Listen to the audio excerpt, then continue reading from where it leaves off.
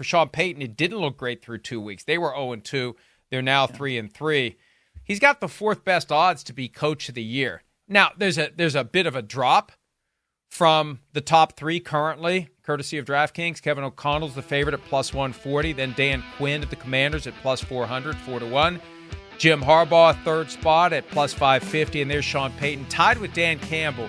And you can say, well, why would Dan Campbell be that low? The Lions are great. It's all about how well you exceed the generally accepted preseason expectations. The better your team is, the harder it is to be coach of the year. It's one of the reasons why Bill Belichick wasn't coach of the year every year. He should have been coach of the year every year, but the expectations were always high because he was so damn good. This is just like, it's almost like biggest surprise.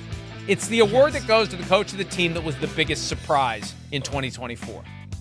Yeah, I mean, you can say the same thing about Andy Reid, right? I mean, there's some years in there, especially the early Mahomes years of him being a starter, where you certainly, I think, could have made the argument for him being coach of the year, but that was never really on the table. So, yeah, it's interesting because Payton now is developing a quarterback, in Bo Nix. And I think that we've seen flashes of, hey, Bo Nix has some traits, right, that they can definitely build upon, but he is still certainly a rookie. And, Sean Payton's used that line. Oh, he's got the Ferris Bueller to him. He wants to do his own thing and all that. And, he talked a couple weeks ago about it being his love language, that Bo Nix starts going back and forth at him. So it seems like that partnership is really starting to take root and it will take off, I believe.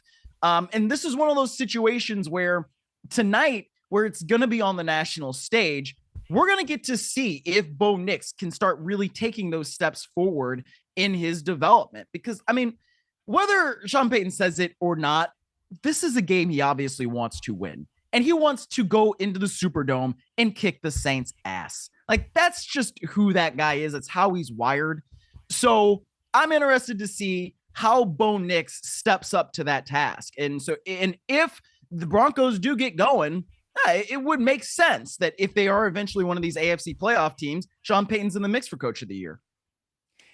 Because it would be biggest surprise of the year if the Denver Broncos somehow make it to the playoffs. And as I'm kind of understanding the pragmatic realities of the Coach of the Year award, and it's just biggest surprise of the year, is that really what the award should be? And I started thinking maybe the AP should try to clarify. No more clarifications from the AP. The comeback player of the year stuff, no. Don't clarify anything, AP. It's only going to be a quagmire as it currently is. That's not a topic for right now. But let's not clarify any more of these awards because no good deed goes unpunished. No good intentions stay on track when you try to do something like that, because right now comeback player of the year is a mess.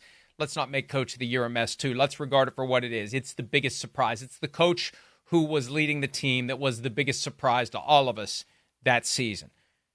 Here's no surprise. Yes. DraftKings Sportsbook is the number one place to bet touchdowns. New customers can bet $5 and get $200 in bonus bets instantly. Download the app and use promo code PFTLive when you sign up. DraftKings Sportsbook, the crown is yours. Please bet responsibly and only with money that you know you can afford to lose. Hi, it's Mike Florio. Thanks for watching PFT on YouTube. Hit subscribe for the latest news and analysis from Pro Football Talk.